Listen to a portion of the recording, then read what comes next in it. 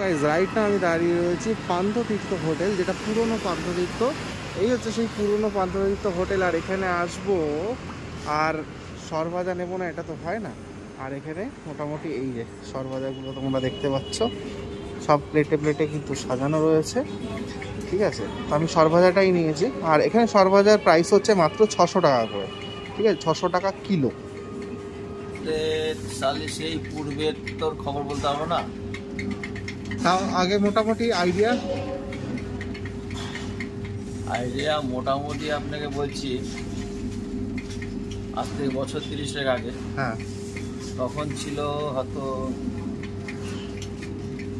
250 টাকা কেজি ছিল। 250 টাকা কেজি।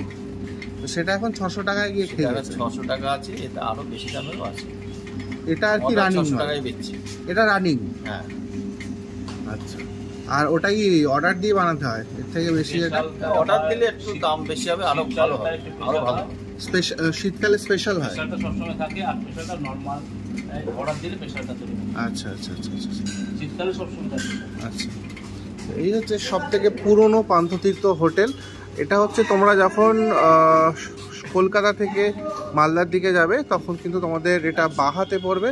আর যখন মালদা থেকে বা শিলিগুড়ি থেকে তোমরা যখন কলকাতার দিকে যাবে তখন ওদিকেও একটা নতুন পান্থতীর্থ হোটেল কিন্তু তোমরা দেখতে পাবে। তো এটা হচ্ছে সব থেকে পুরনো পান্থতীর্থ হোটেল। আর এখান দিয়ে যাব আর সরভাজা নেবো না, এটা তো হয় না, তাই সরভাজা নিয়ে ফেললাম। চলো যাওয়া যাক।